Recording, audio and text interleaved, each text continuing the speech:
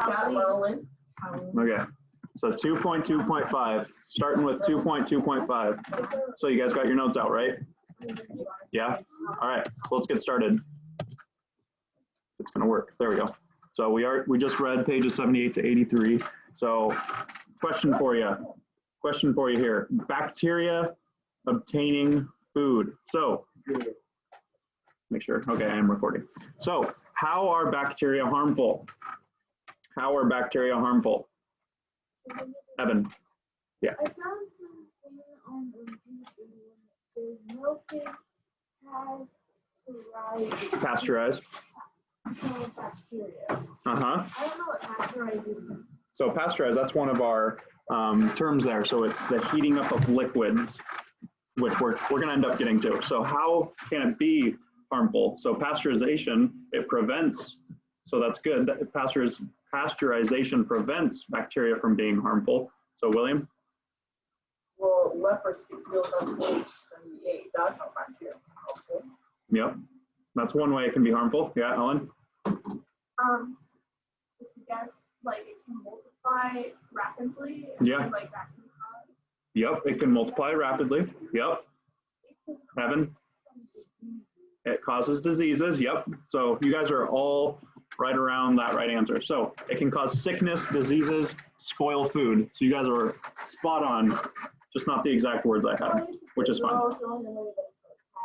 So yep, bacteria can cause sickness, diseases, and spoil food. Anyways, that cabbage looks perfectly fine. Why keep going away? So especially if you are someone who has some other underlying illnesses, okay? So let's make sure we're paying attention. So if you have other underlying conditions, like right now my wife is pregnant, so we really have to make sure that her food is cooked all the way. We really have to make sure that everything has no kind of mold on it at all. So we really have to watch the expiration dates and everything like that, because if there's any kind of mold on something or anything like that, she can get more sick than normal because her immune system is not normal because she's growing a little baby human inside of her. Same thing with other people right now. So if you have a cold, if you have any of these other diseases that we're going to be getting into, you have a better chance of getting some kind of illness or something like that. So you really have to watch bacteria. Yeah, Oasis. You guys have to watch as you become diabetic, you have to have a baby. As you become diabetic, you have to No. have a baby. Nope. Soon it will happen. Caleb? Yeah. You don't get it? It's just someone throwing away cabbage or whatever it is, lettuce. She's unsure about whether or not she wants to eat it. She's like pulling it out, putting it back in, pulling it out, putting it back in. Yep, she's just throwing away the bad food. She has unlimited cabbage. And that was kind of a hint for the answer. Okay, so disease-causing bacteria. So I have a list of the 8 disease-causing bacteria that are listed on page 79. So I have all 8 of them in here because they are all very important, but I broke them down a little bit more so you can understand them a little bit better. So disease-causing bacteria. First off, anyone want to give a shot at pronouncing that first one? Yeah, Bethy? Cholera, yep. Yep, that's depending on the part of the world you're in. Some people pronounce it different, but for the most part, in the western side of the world, which is usually how, over here on the west side, we usually have the what's considered the normal pronunciation of words. So cholera, this is when you're going to have the infection of the small intestine. The small intestine. Where is the small intestine? What is it? Yeah, William? It's like small organ in your body that's actually really long. Yep, it's a very, very long organ in your body that's all bunched up into a tiny little area, and that's part of how that's one of the structures that helps digest your food. Yeah, Evan. It can actually be up to 20 feet long. Yeah, they are very long. Yep, 20 feet long. It's crazy. And they can be longer than that too. Yep. Yep. So what are the symptoms? So how would you be able to tell that you have this disease? First off, you have large amounts of diarrhea, vomiting, dehydration, or death. Yeah, some of this you can also get from eating a Taco Bell. Yeah, but some of the difference is you're not going to die from eating Taco Bell. I mean, you could if it was that bad. You know who learned from Taco Bell the hardest way? I don't know who that is. Okay, then we have up here meningitis. Meningitis. Have any of you heard of meningitis before? Yeah. Probably, yeah. So meningitis is the inflammation, Oasis, zip it. It's the inflammation, which means swelling. So when something swells up, it gets a little bit inflamed. Some redness can be caused of a membrane that covers your spinal cord. So the brain and spinal cord, those are actually connected. So going up into your brain, the spinal cord goes all the way up into your head, and then it runs all the way down, and then it finally reaches your coccyx, which is like a pointy structure that's considered your tailbone. So it's considered your tailbone. The actual scientific word for it, or the anatomically correct term, is called your coccyx, which is very easy to break, and it hurts really bad when you break your tailbone. Yeah, Evan. So if I have allergic reactions to an animal, my face would puff up. Would that be like swelling? Yep, that would be swelling. Yep, that's a good example of swelling or inflammation. Good. Yeah, Bethy. My first thought whenever people talk about swelling is at the time I damaged some tissue in my finger. Mm-hmm. It was like swelling and turning purple. It was awesome. Yep, it'll change color. It'll get a little bit puffy. Yep. Okay, so some of the symptoms of meningitis is you'll have a stiff neck, so like a sore neck. It feels like, so when you guys are just sitting at your desk all day working, kind of that feeling where you just have some soreness in your neck, a fever, a headache, which is from kind of the same type of thing, from that stiffness in your neck, nausea, and vomiting.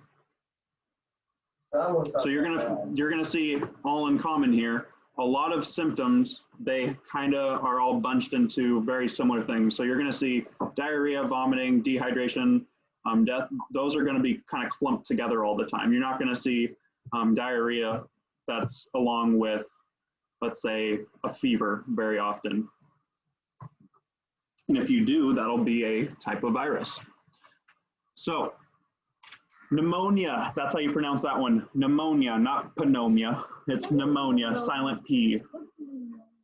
Pneumonia. So it's talking about it right here. So usually you have some kind of coughing issue. So it can kind of be, what you can think of is like if you have really bad allergies, you're coughing all the time, you have trouble breathing. Oh, yeah. So, yep.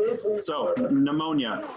The infection that inflames the air sacs in one or both lungs. So your lungs, that's where you breathe out of, right? So you have two lungs, and when they become inflamed or swell up, so think of your finger swelling up, you're not able to bend it as much, you can't use it as well. What happens when your lungs swell up? They aren't able to work as well. That's why you cough, because that's your body trying to, you're trying to get air into your lungs. You're trying to get out something that is stuck in your lungs. Your lungs are having to work extra hard. That's why you can get some of these other things, chills, difficulty breathing. So all these things are connected. Yeah, Bethy. I think it was last year my brother Eric had pneumonia. Mm-hmm. Yeah, he was really scared because he hardly ever gets sick. Yeah. It's kind of scary because you aren't able to breathe normally. So that's why if you do get pneumonia, you have to rest, because if you're moving around and trying to do stuff, it makes it even harder to breathe.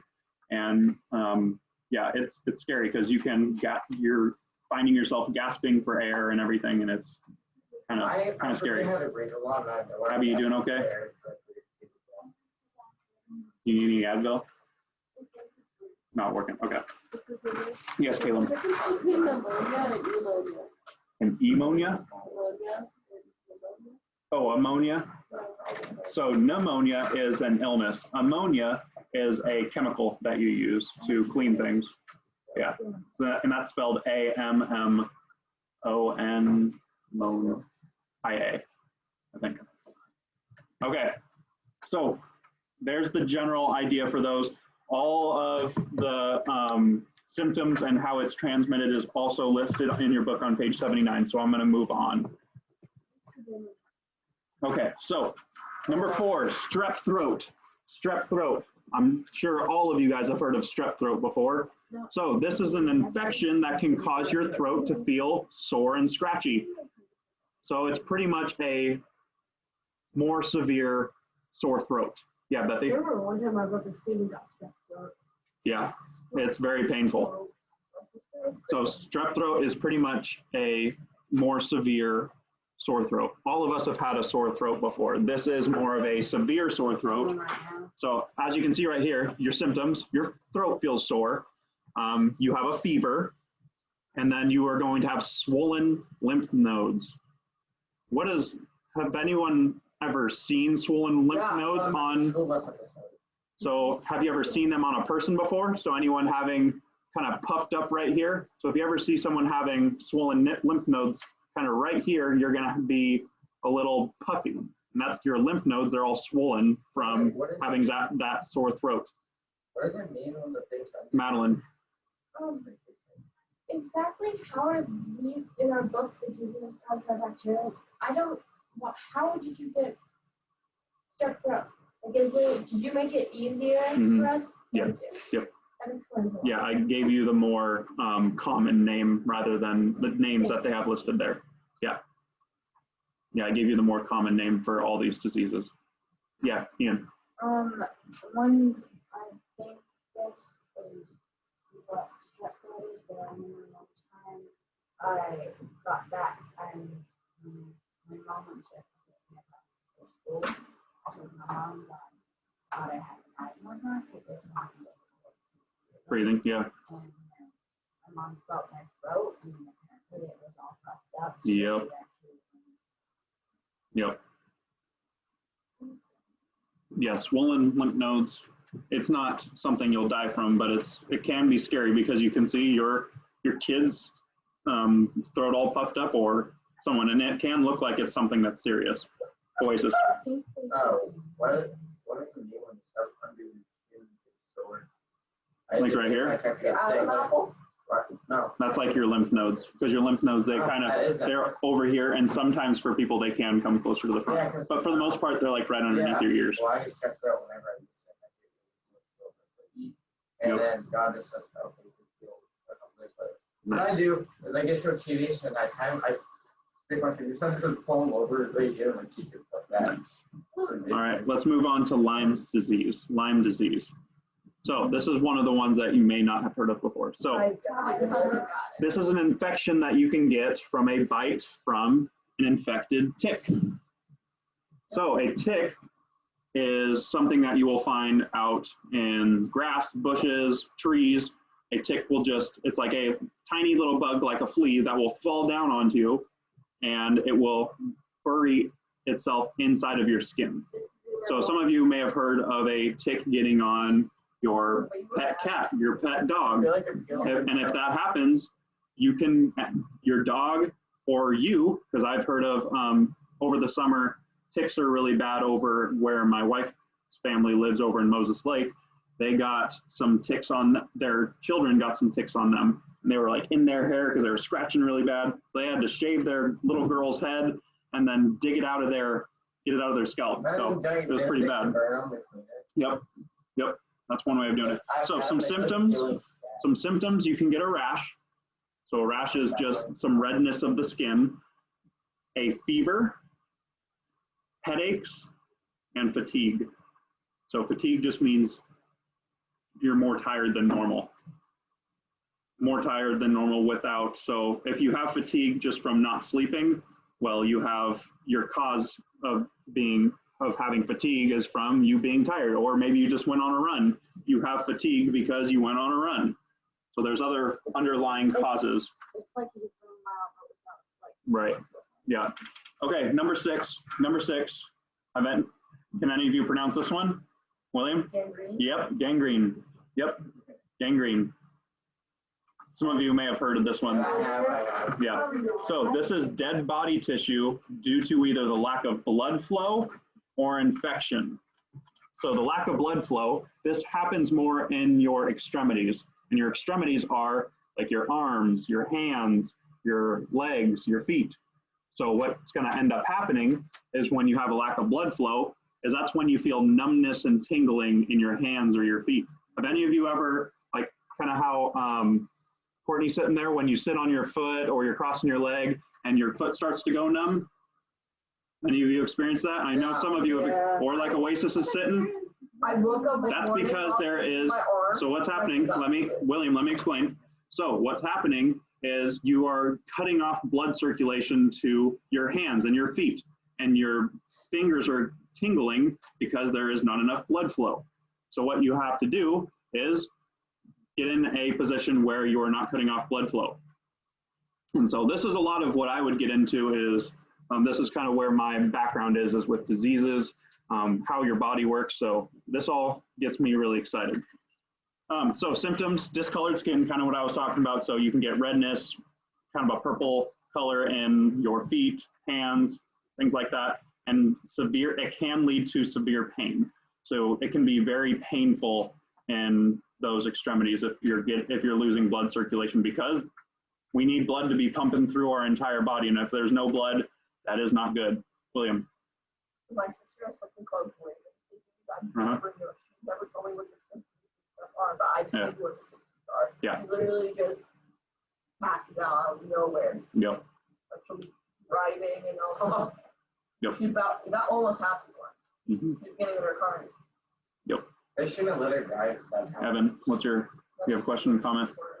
I'm not wondering something about bruises. Yeah. When you get bruised, it's actually technically you're bleeding inside the skin and the blood won't come out. So yeah, it's broken blood vessels is the more technical term. So yeah, you have broken blood vessels, and the bruise is caught when you can see it on your skin. It's a bunch of blood that has been broken, and that's why it turns red. So blood is actually not red. So I'm not going to get into that right now because I'm going to end up getting off track. We'll get into that more in anatomy. Are you able to look up what? No, because we only have like 15 minutes of class. So botulism. So that is a rare and potentially fatal illness caused by a toxin. Yes, that's a good way of thinking of it. A toxin is kind of like a chemical or poison that could hurt you. So some symptoms of that would be difficulty swallowing, speaking, and paralysis. So it makes it hard to swallow. You can't speak. Paralysis. So this is kind of a nervous system issue in some ways. So nervous system is where all your nerves are.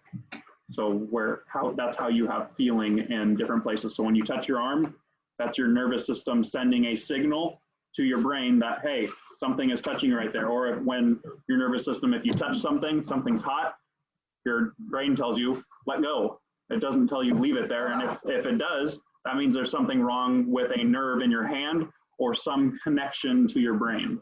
So number 8, please stop interrupting me. Then we have tuberculosis, also known as TB. So a lot of the times on television, you'll hear some of those commercials that are all lengthy talking about different diseases. They'll say tuberculosis, or they'll shorten it and call it TB. So that is a bacteria that attacks your lungs and can damage other parts of the body. Some of the symptoms can be a cough, weight loss, night sweats, and a fever. So with this one, with tuberculosis, one of the reasons this one is so common is because people have bad allergies. It can come from smoking, people who have smoked in the past. Once you've smoked, that means your lungs are now damaged forever. And that's smoking of anything, a cigarette, weed, anything that is not naturally supposed to be in your lungs. Once you smoke anything or if you're breathing in bad air from the forest fires, once you breathe that in, your lungs are damaged forever. You don't get a new pair of lungs. So that's where A bacteria coming in from the outside world comes into your lungs, attacks your lungs, and your lungs are now damaged. Yes, Evan. So I have something about botulism. Mm-hmm. So in fourth grade, one of my friends that couldn't talk, Mm-hmm. thought they lost their voice for a little while. Yeah. Isn't that botulism? No, it's probably not as severe as botulism. Botulism is, these are all more extreme cases, so that could be something a little less extreme. Okay, I got to move on. So, William, one last thing. You've had your hand up, Night patient. sweats. Night sweats, that's when you're sweating in your sleep. Oh, I do that. So and especially if you're cold, if you're really cold and you're sweating, so some of you may have had a fever or cold before and you're like shivering, but you're sweating. That's your body trying to get rid of whatever illness is inside of you by sweating it out. But you're cold because your body is fighting that bacteria that's in your body. So that's what that is. Okay, let's move on. So places that bacteria thrive. Places that bacteria thrive. So where do they do really well? They do well in warmer weather. So what I mean by warmer weather is about this temperature. So anywhere in between freezing and in between boiling. So anywhere in between that range. So they really like the temperature that we like. When we get down to about 32 degrees, we're cold. Same thing with bacteria. When it gets down to about 32 degrees, we get cold, bacteria gets cold. When it gets up into the hundreds, bacteria, they react the same way. They don't necessarily like that hotter weather. They don't survive as well, kind of like humans. We need air conditioning, we need fans. Cold weather. When they are in cold weather, this is when it slows the growth and reproduction rate of bacteria. So this is kind of why we freeze foods and also why we put food in the refrigerator. The reason we do that is because it slows the growth of bacteria. If you were just to leave meat out on the counter instead of putting it in the refrigerator or the freezer, it's going to go bad or grow bacteria quicker because the bacteria is able to grow quicker in a warmer environment. So when you put it into a refrigerator or a freezer, the growth of the bacteria slows down immensely. So extreme weather, so this means very, very cold or very, very hot, bacteria does not survive as well. So that's why when we are doing certain things like cooking our food at a higher temperature, that kills off some of the bacteria. If the food is already bad, you're not going to kill all the bacteria. So if your chicken, like the other day, I made some chicken. It was sitting in the fridge, but I had it sitting in the fridge for about a week, and it started to smell bad. And I started cooking it up. It still kind of smelled bad. And so I was like, I need to throw this away because it's been in there for about a week. I should have made it after about 2 to 3 days rather than a week, so it's probably bad.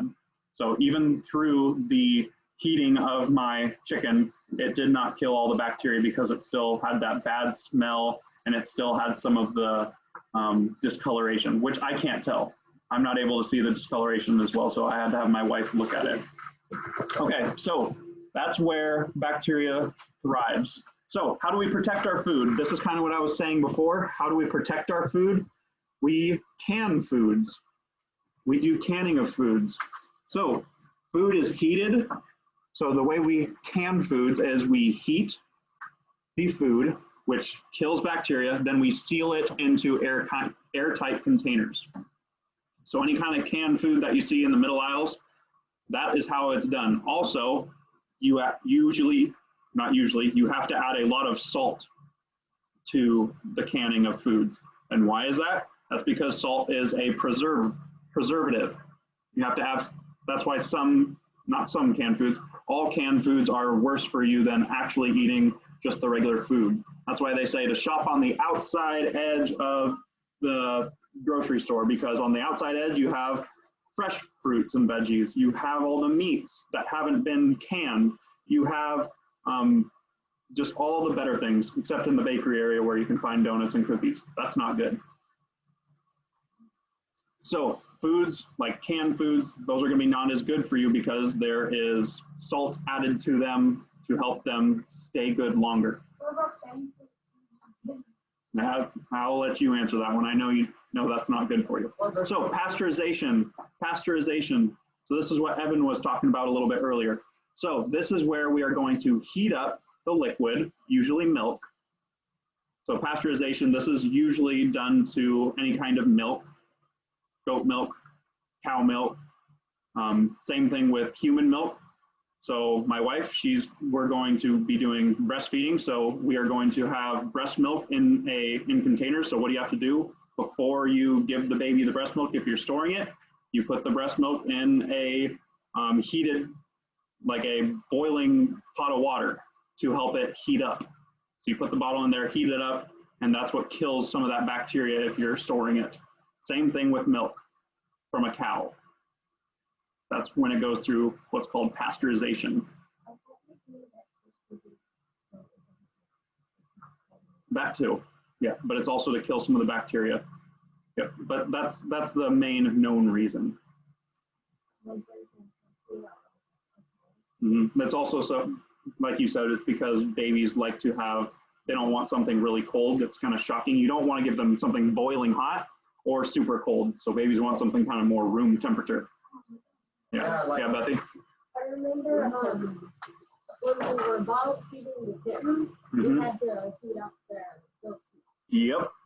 Same thing with any kind of baby cat, baby dog. When you're giving them any kind of bottle food, you got to heat it up, like the milk. Yeah, Oasis, real quick. With milk in your hand, mine, so you know how you're supposed to like fold it up? We all know what I would do. No, your body, everyone's body is the same. If you don't do that, that means there's something wrong with your nervous system. I not want to solve problems. I put my hands a little tight, and I kept them on there and just screamed until someone came and picked me up and I had to take it right to the hospital. Yeah, some people. So that's something wrong with their nerves. I'm not exactly sure of the exact term, but that's something wrong with their nervous system. So last way of protecting food is freeze drying.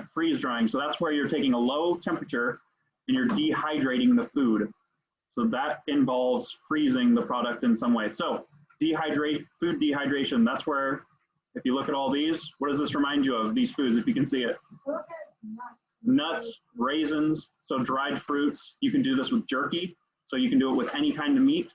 So that's how, like with elk meat, deer meat, cow meat, that's how, so jerky, it goes through a process, and that's why it doesn't have to be in a fridge, is because it's been dehydrated and then sealed in a bag. Yeah, Aries.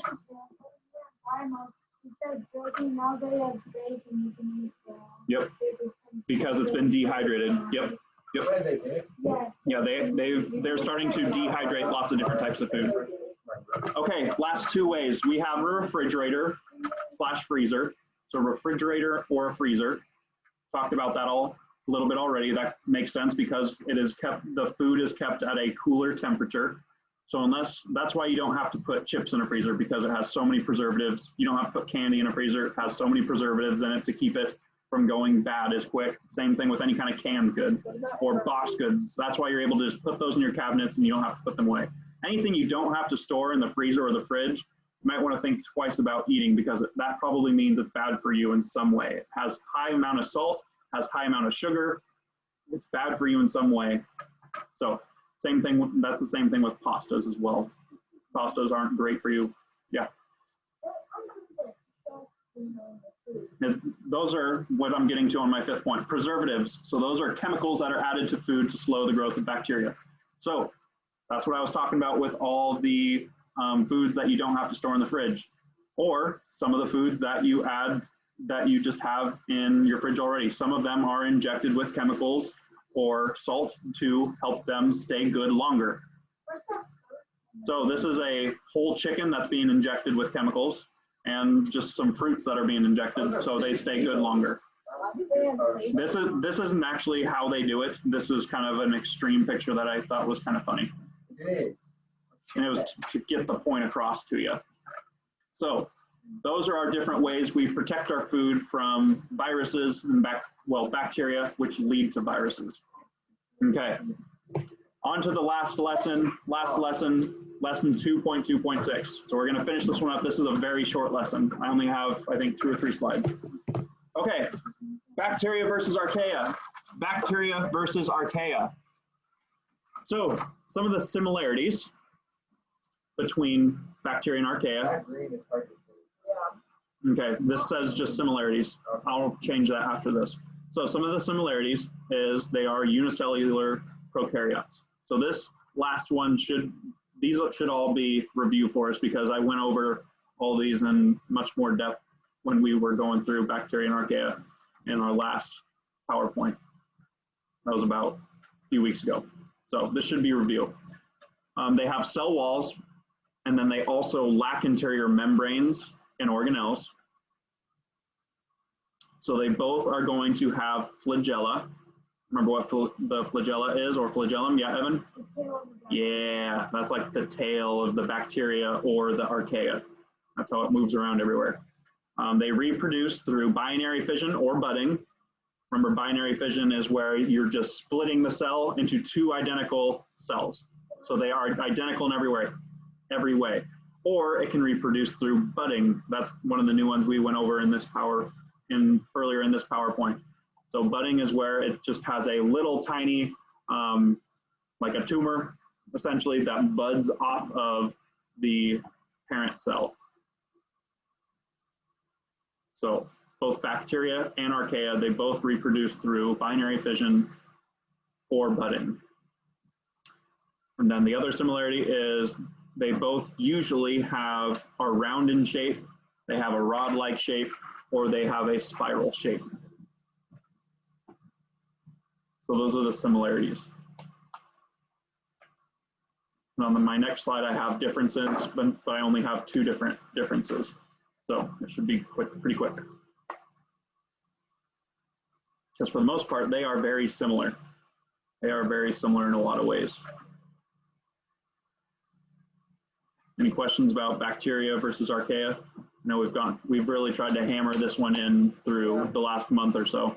So these next two slides are mainly review, because I even copied and pasted some of the stuff from other PowerPoints. All right, let's move on. So differences, the differences between bacteria and archaea is archaea, they have a different cell structure. So their structure is going to be different from bacteria. They are also going to have a different chemical makeup. So when you look at them under a microscope, they're going to look a little bit different. And one of the things that's going to be different is archaea, they're going to be more geometric in their shape. So bacteria, they're going to be more circular shaped, or they could be kind of wavy in their shape. They're not going to really have a definite shape. They're kind of going to be more irregular. Archaea, they're more geometric, meaning they could be in a cone shape, a kind of a pentagon shape. They have more of a defined structure, meaning you can name what kind of shape it looks like. Bacteria, they got different shapes that you can't really tell what it is. So those are some of the main differences and the main similarities.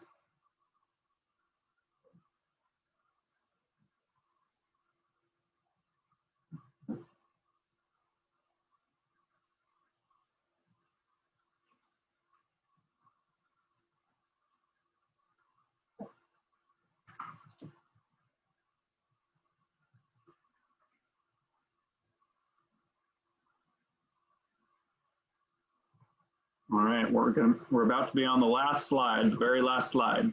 Yes. So this is our definition of the only vocab word that we have of our lesson 2.2.6. Does anyone want to give a shot at trying to pronounce it?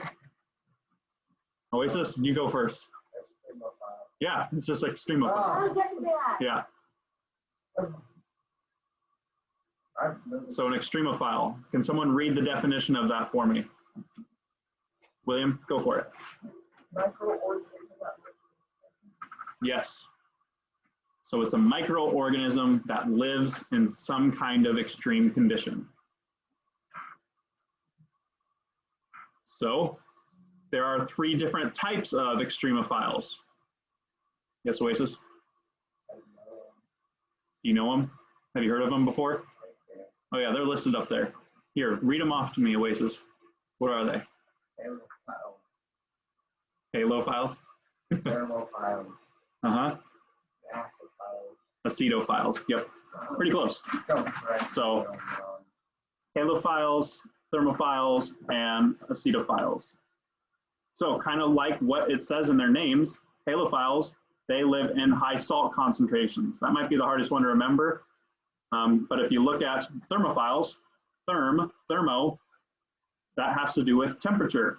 So a thermophile, it's going to live in a very high temperature. That one should be pretty easy to remember. And then acetophiles, they're going to live in a more acidic concentration. So that's where, Madeline, you asked me about what is a pH level.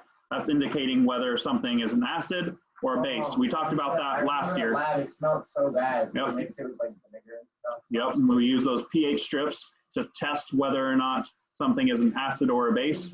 So that's what you use to test like your pool concentration. So you want to watch to make sure it's the right chlorine level or right salt level.